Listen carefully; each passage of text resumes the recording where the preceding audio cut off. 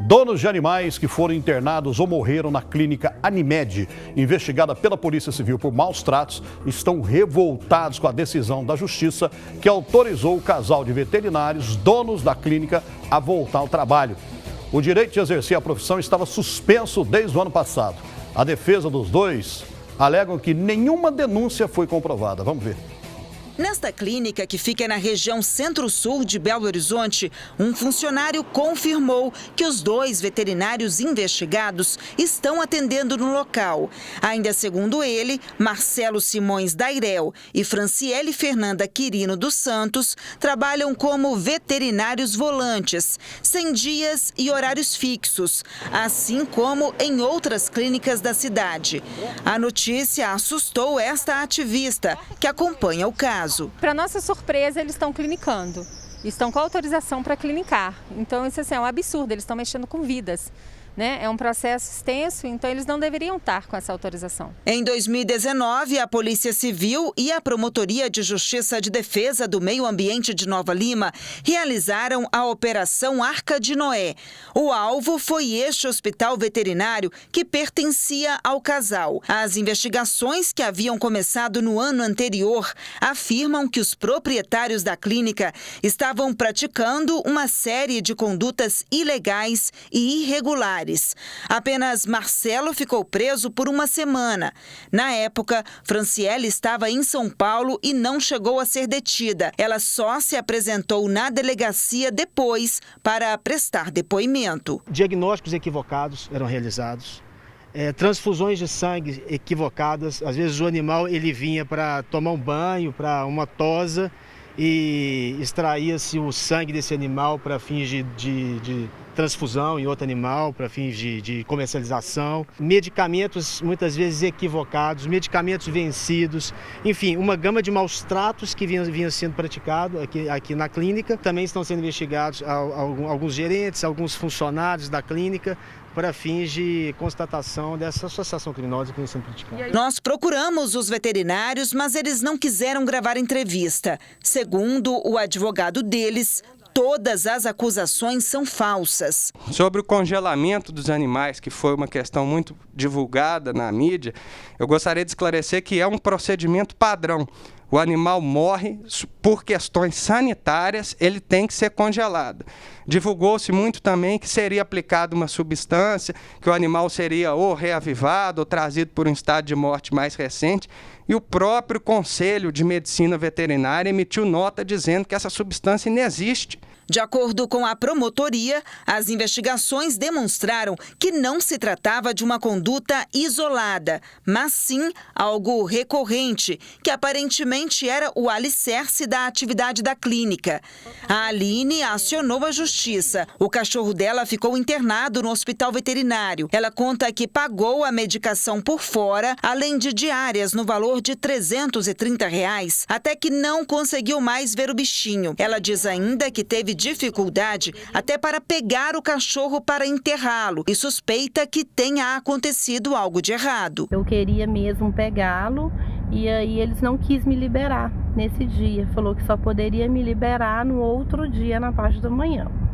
E nisso a gente voltou no outro dia, na parte da manhã, ele também não estava liberado e foi liberar pra gente, já era mais ou menos na hora do almoço.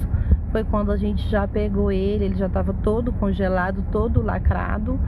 Eu fico indignada com a falta de respeito, não só comigo, como todos também que passaram por isso, né? E a gente pede justiça. Na época, a justiça determinou a suspensão das atividades na clínica e do exercício da profissão dos dois veterinários. Porém, os advogados de defesa dos suspeitos conseguiram um habeas corpus que dá direito à retomada das atividades. Isso por conta da demora na conclusão das investigações.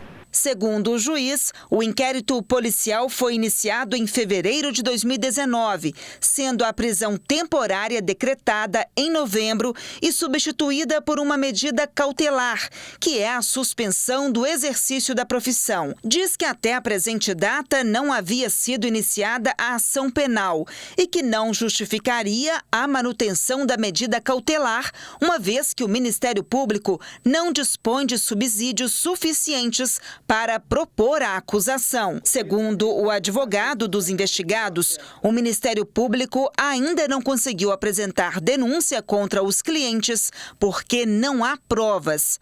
Mostramos nesses habeas corpus que toda denúncia carreada contra os dois era fruto de perseguição e uma denúncia pautada em interesse pessoal do denunciante e eleitoreiro também, que depois se candidatou a vereador, mas não se elegeu.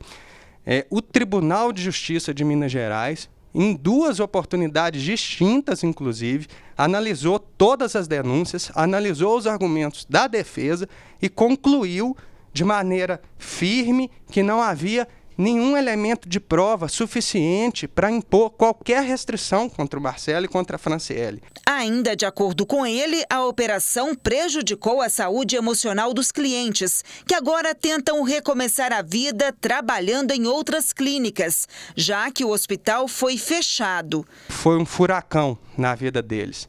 Eles foram aniquilados por notícias falsas que foram propaladas de forma indevida. Eles estão tentando reconstruir a vida após toda essa avalanche de acusações que foram perpetradas contra os dois, e é isso que eu gostaria que o telespectador pensasse. Antes dele acreditar nessas fake news, nessas notícias falsas, que o telespectador pense que do outro lado tem uma pessoa, tem um ser humano que tem que ter o direito de defesa. O habeas corpus concedido pela Justiça, que permite que os veterinários voltem a exercer a profissão, deixou indignados alguns donos de animais que acabaram morrendo na clínica. Nisiane perdeu o Marley, que era como um membro da família. Segundo ela, o óbito foi pouco depois de ele ser internado por causa de um problema na pata. Eu deixei todas as provas que eu tinha sobre a conduta deles, documentos, conversas, na Polícia de Meio Ambiente de Minas Gerais. E além de não termos respostas sobre o andamento da investigação até hoje, agora estamos sabendo que a Franciele Fernando e o Marcelo Dairel voltaram a atender e fazer consultas na região metropolitana de Belo Horizonte. Quantos animais terão que ser usados, torturados por esses dois para que haja justiça? Por meio de nota, o Conselho Regional de Medicina Veterinária informou que o processo ético disciplinar tramita em sigilo, conforme determina uma resolução federal, e que tem julgamento previsto para o início de 2021.